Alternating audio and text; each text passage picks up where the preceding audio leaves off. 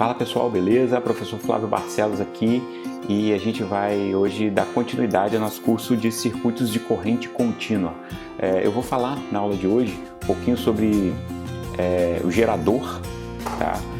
Vamos ver a equação do gerador, vamos ver equações de máxima transferência de potência, vamos falar um pouquinho também sobre receptores, né? Então tem de um lado o gerador, do outro lado o receptor. Esse receptor ele tem alguns tipos também, pode ser ativo e passivo, a gente vai ver isso em detalhes e sempre seguindo e acompanhando lá pela nossa apostila. Então vamos lá. Então, a equação do gerador, começa antes, vamos lá. Na página 71, gerador no circuito elétrico, tá? Então o gerador, ele é constituído de uma tensão, uma força eletromotriz interna. Então imagina uma pilha aqui, ó, polo positivo e polo negativo. E aí esse... deixa eu pegar aqui um elemento de anotação, como eu sempre faço. Então, aqui a gente tem um polo positivo, um polo negativo, e aí vai ter a circulação de uma corrente, né? Que vai percorrer aqui esse circuito atravessando uma carga. Essa carga, então, vai estar submetida nela uma tensão, ok? E esse gerador aqui, ele na verdade ele tem internamente uma fonte de tensão, uma fonte de força eletromotriz, é a FEM, tá? E ele tem uma resistência interna, é uma resistência que ele está interna aqui na pilha, ela não é do circuito, ela é uma característica que a gente chama de intrínseca ao gerador. A unidade, né, da força eletromotriz é a mesma unidade da diferença de potencial, é o volt, é a tensão elétrica, e a representação de um gerador é a força eletromotriz através de uma fonte aqui, de uma fonte DC, tá?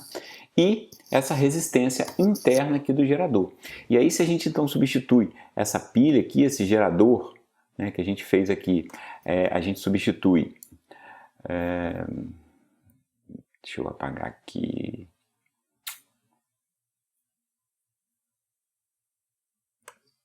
Ok, então se a gente substitui isso aqui no circuito elétrico, eu tenho então essa representação aqui. Então isso aqui, tá, é representado por uma fonte de tensão e uma resistência interna. Então essa aí é a ideia do gerador real. Tá? O gerador real. O gerador ideal, o que ele apresenta? Na verdade, ele não apresenta essa resistência aqui. O gerador ideal é como se toda a tensão produzida ela tivesse aplicada e disponível na saída do gerador. Isso não acontece, tá? Na prática, a gente tem essa resistência interna, por isso que isso é chamado de gerador real. Beleza. E aí eu tenho aqui agora a equação do gerador. O que a equação do gerador fala? Ela fala que a tensão disponível na saída do gerador, aqui, ela vai ser definida pela tensão produzida aqui na bateriazinha interna, tá? Aqui. Fiz uma setinha bem feia, né? Vamos fazer uma setinha mais bonita aqui. Aqui, menos a queda de tensão que vai ter aqui. A queda de tensão, se a corrente está saindo do polo positivo da bateria, e é isso que a gente combinou na nossa convenção, né? A corrente sai do polo positivo da bateria, então a tensão que vai estar aplicada aqui, ela é no sentido contrário ao da corrente. E aí eu tenho então uma queda de tensão. Vou ver se eu desenho uma seta melhor aqui. Tem então uma queda de tensão que se subtrai à tensão original produzida, tá? Então, beleza. Aqui é o que está representado nessa expressão. V, que é a tensão total aqui na saída, ela é igual à tensão na fonte menos a queda de tensão na resistência interna. E aí, a gente tem aqui algumas situações. Então, se a chave nesse circuito aqui, né, Então a gente tem aqui um circuito com uma chavezinha, uma pequena chavezinha aqui. Se essa chave estiver aberta, não tem circulação de corrente, a corrente é zero. Se a corrente é zero, o que acontece com esse termo? Esse termo aqui morre.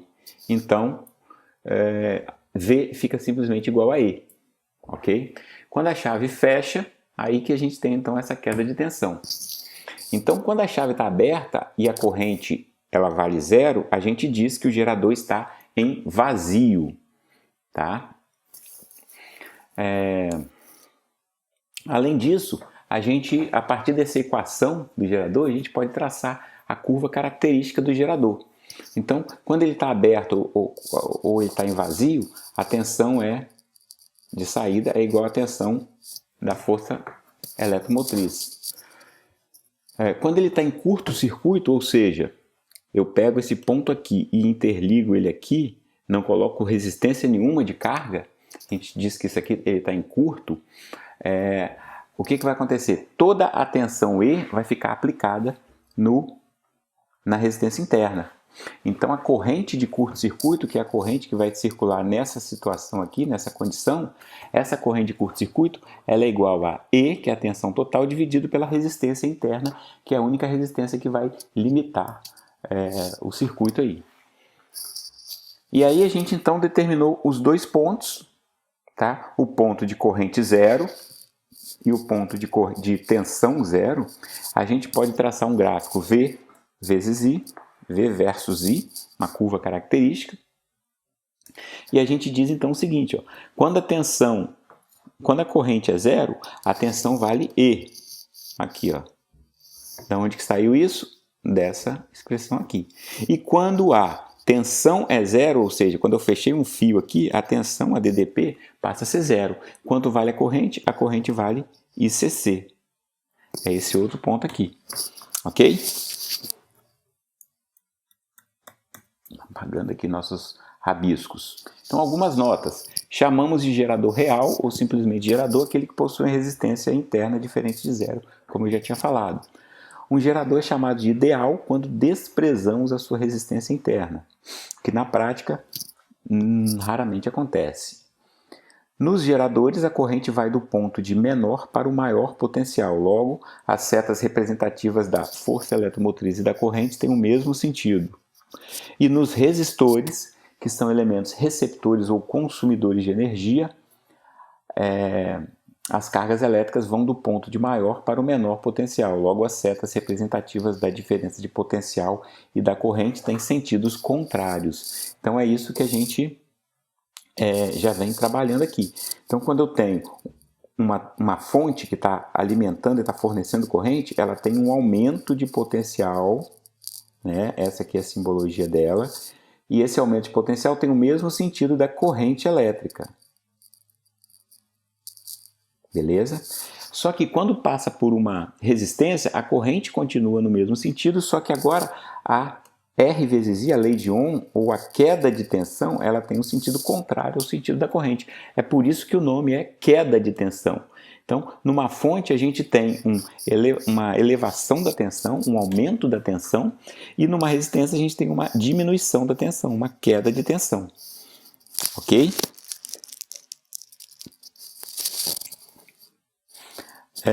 O rendimento do gerador, para falar em rendimento, a gente precisa falar um pouquinho sobre potência útil, que é a potência que ela é realmente transformada em trabalho. Eu tenho a potência total, que é a potência que é produzida ou entregue na fonte, e a razão entre a potência útil, a potência que é transformada em trabalho na saída, e a potência total que ela aparece a potência total que ela aparece na entrada do circuito, a razão entre elas é chamada de rendimento. Essa letrazinha que parece um N, mas na verdade chama-se neta. É uma letra grega.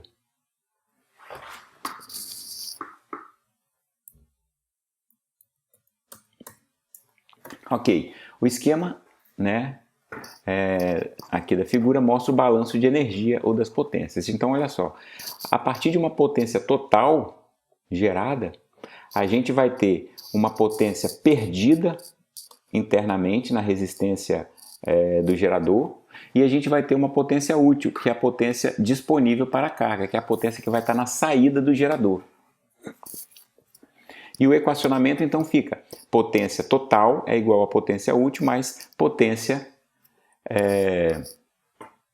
dissipada, né? A potência perdida. A partir dessas relações, podemos obter outras. Então, olha só, a potência útil, ela somada com a potência dissipada, com a potência perdida, aqui, ó, ela vai ser igual à potência total.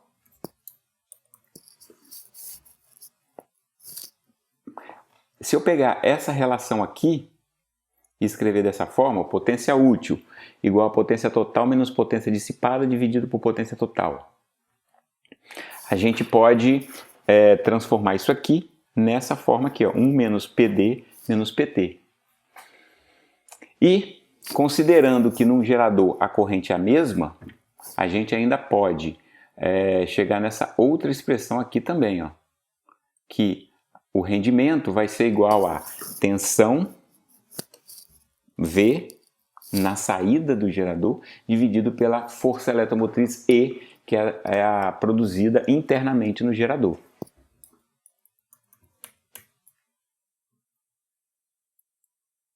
Aí a gente chega no conceito chamado máxima transferência de potência. O que vem a ser essa ideia de máxima transferência de potência? Se eu tiver, então,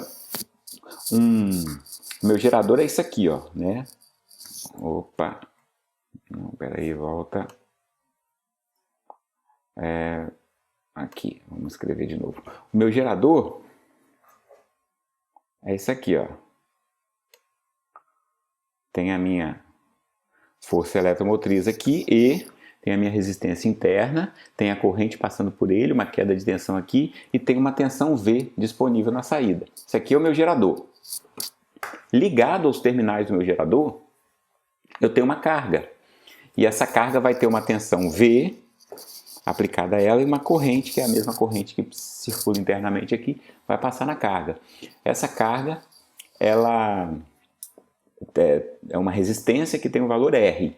Tá? E aí eu quero saber o seguinte: a potência de saída, a potência útil, é igual a tensão V vezes a corrente I. Ok? Então, a tensão V pode ser escrita dessa forma. Pode ser escrita dessa forma aqui. E aí, substituindo, então, V vezes I, eu tenho que a minha potência útil fica como E vezes I menos R vezes I ao quadrado. Ok.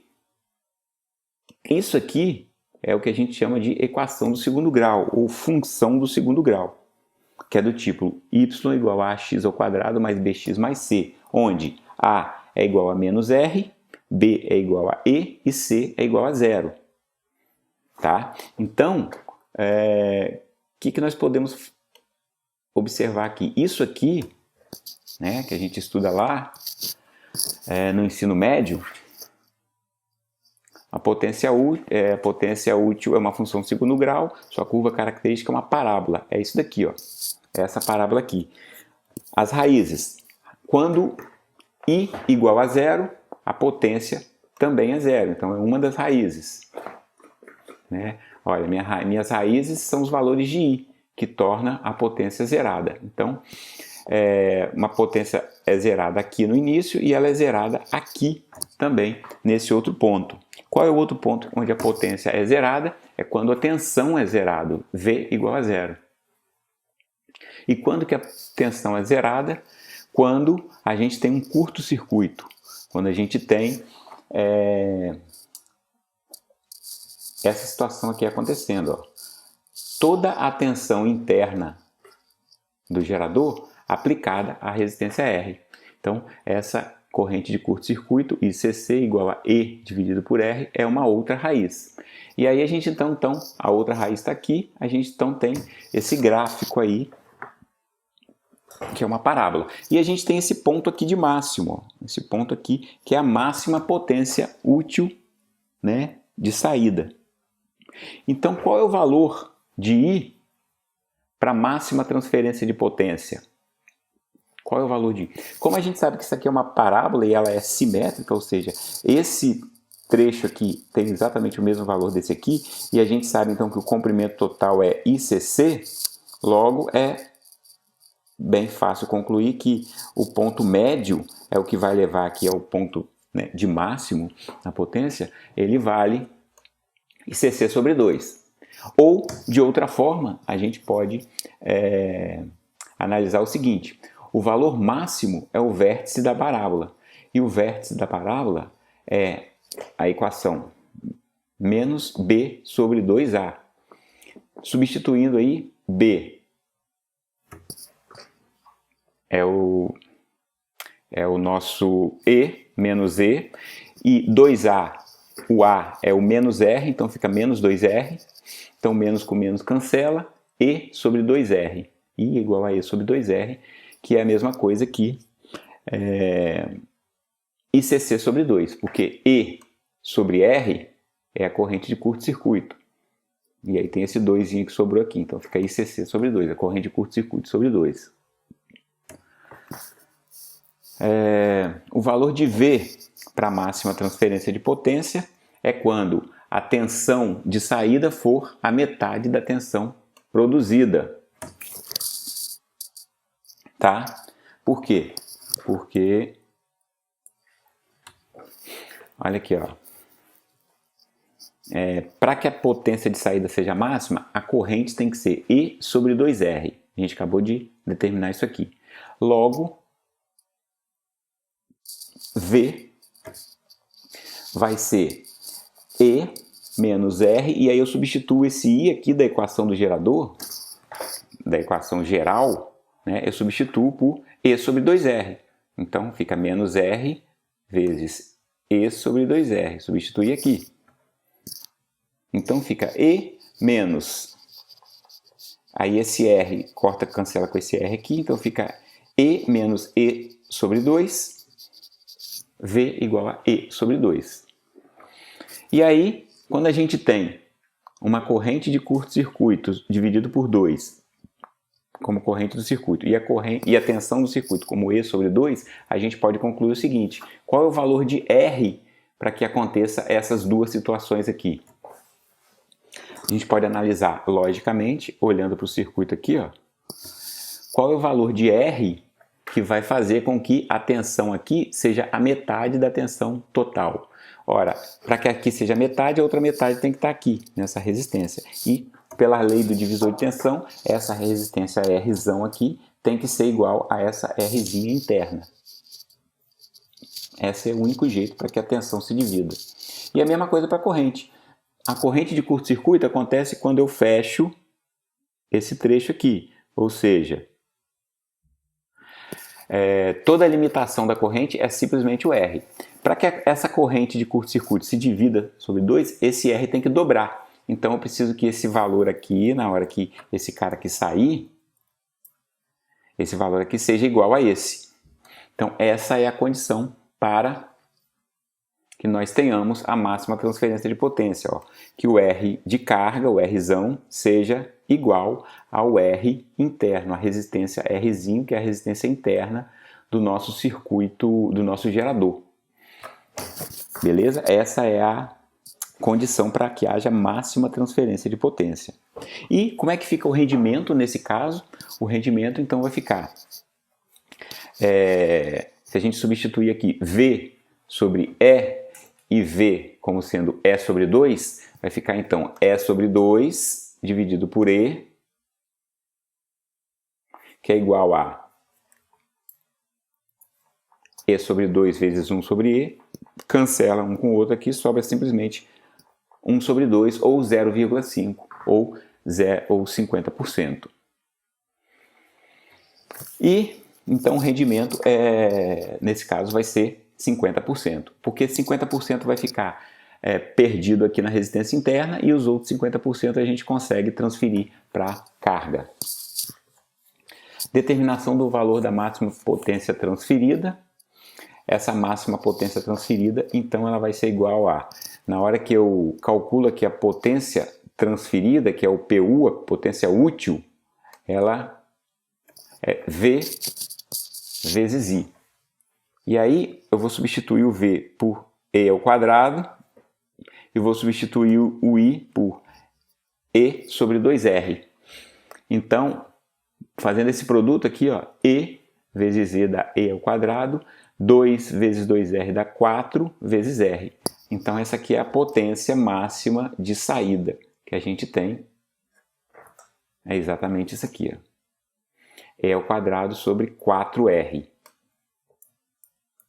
E para finalizar, um resumo aqui, ó, das principais equações e o gráfico da função, o gráfico da potência, né, em função das correntes. Então a gente tem aqui, ó, a potência total é essa reta aqui, ó, que começa aqui em 0 e chega aqui em E ao quadrado sobre R.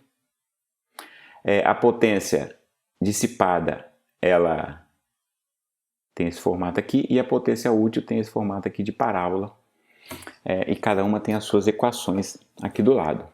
Beleza? Então, vamos...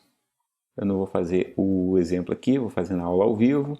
A gente passa aqui para receptor ativo.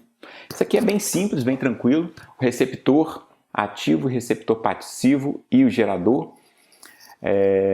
O receptor ativo é aquele que transforma energia elétrica em qualquer outra forma de energia. O receptor passivo é aquele que transforma energia elétrica em calor, ou seja, os resistores. Os resistores.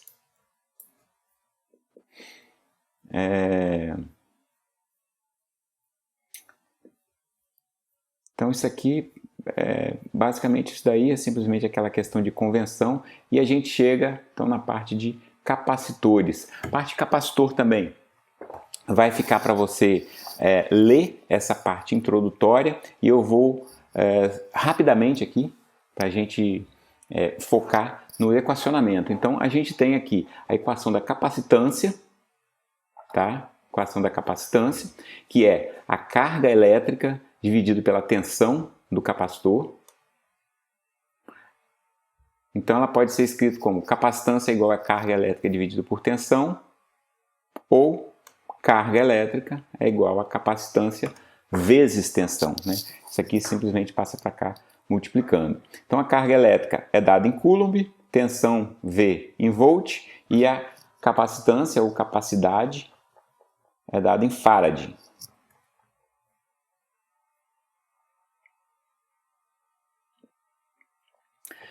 O Farad, para capacitores normais, é uma unidade muito grande. Os capacitores que a gente usa em circuitos, usa em eletrônica, aí, normalmente, ela é uma unidade muito grande. Os capacitores geralmente são dados em submúltiplos, ou seja, mili, que é o 10 a menos 3, micro, que é o 10 a menos 6, nano, que é o 10 a menos 9, e picofarad, que é o 10 a menos 12.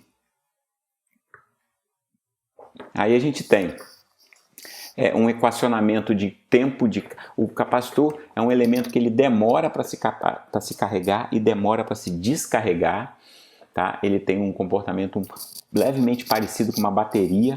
Então ele leva um tempo para se carregar e leva um tempo para se descarregar, e esse tempo é chamado de constante de tempo. Essa constante de tempo, ela depende da resistência do circuito e da capacitância do circuito. Então, um circuito aqui onde eu tenho um resistor e um capacitor em série, eu vou ter uma constante de tempo de carga e uma constante de tempo de descarga. A constante de tempo é o tempo necessário para carregar o capacitor com 63,2%, ou descarregá-lo com 36,8% dessa tensão.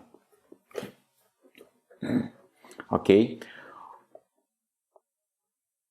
Considera-se como aproximadamente igual a 5 vezes a constante de tempo, né? Esse T aqui, a constante de tempo, que é o T. Em alguns livros vocês vão encontrar isso como tal, né? Que é uma letra grega também. que é o produto da resistência vezes a capacitância. Então, se eu tiver 5 vezes 5 constantes de tempo, é o tempo necessário para considerar que o circuito se carregou completamente ou se descarregou completamente. Então, observa aqui, ó, um gráfico de carga. O capacitor chega com 0,63% da sua tensão total num tempo t. E depois de um tempo 5t, a gente considera que ele chegou na tensão total. Para se descarregar, ele leva um tempo t para se descarregar até 0,368% e depois de um tempo 5t, ele está totalmente descarregado. Essas são as equações de constante de tempo. Aqui você vai ler também essa parte aqui, esses exemplos, para entender bem esses tempos de carga e descarga do capacitor. Tá? Eu não vou falar, eu vou pular essa parte de construção do capacitor com permissividade relativa, e eu vou direto, tá? A questão aqui do tipo de dielétrico, tipo de construção, os materiais que são feitos do capacitor. Eu vou pular essa parte aqui e eu vou direto para a parte que a gente vai explorar mais em sala de aula, que aqui tem os tipos de capacitor, você vai ler também sobre eles, mas eu vou direto aqui para associação de capacitores. E só para finalizar a aula, porque a associação dos capacitores é bem tranquilo. A associação série e a associação paralela, ela vai seguir aquela regrinha que a gente aprendeu lá com resistores. Então veja bem, só que com uma pequena diferença que eu vou falar daqui a pouco. A associação série é quando eles estão submetidos à mesma corrente. Então, mesma coisa que o resistor. Botei os capacitores aqui em série. Quando eles estão em série, as capacitâncias, você calcula a capacitância equivalente da mesma forma que você calcula a resistência equivalente de um paralelo. Então é invertido, é trocado.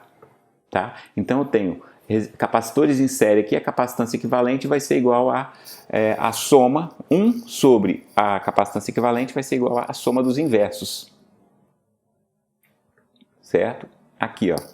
Então numa associação série, a gente tem essa fórmula aqui, que é a mesma fórmula dos resistores em paralelo, se você está lembrado lá. Beleza? Então, é só você lembrar que no capacitor acontece o contrário. Então, quando ele está em série, você calcula como se fosse um resistor em paralelo. E aí vem a pergunta, e se ele estiver em paralelo? Se ele estiver em paralelo, cadê? Vamos ver aqui.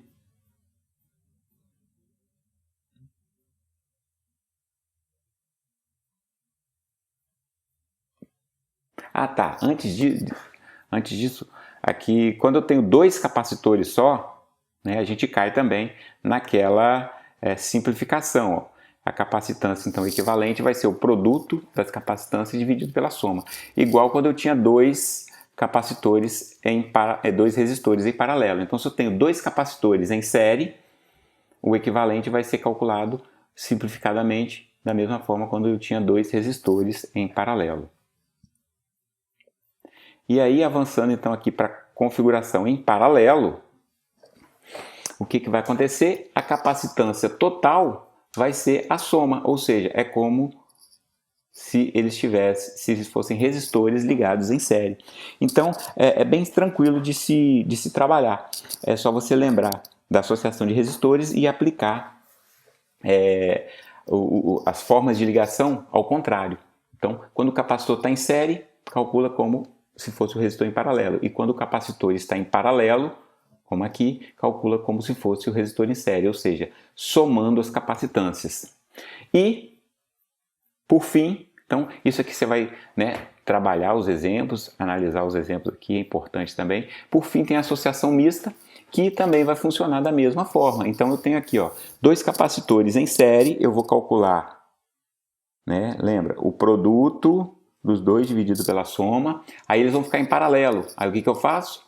O resultado disso aqui, em paralelo com esse, somo, tá? Como eles estão em paralelo. Aí o resultado disso tudo aqui vai ficar em série com esse. E aí como é que eu faço? Eu pego o resultado disso aqui, multiplico por esse e divido pela soma. Então, a gente vai fazendo a associação mista, resolvendo ela da mesmíssima forma que como resistores, só que aplicando, né, as fórmulas trocadas. Beleza? Então, agora a gente não vai entrar naquela parte de circuitos com mais de uma fonte, a gente vai ficar por aqui na aula de hoje e cobrimos esses 3 assuntos como prometido no início. Valeu? Então, essa é a parte teórica. Amanhã a gente tem um encontro lá para tirar dúvidas sobre ela e fazer exercícios e exemplos, ok? Então, ficamos por aqui. Valeu, um abraço, até a próxima. Tchau, tchau.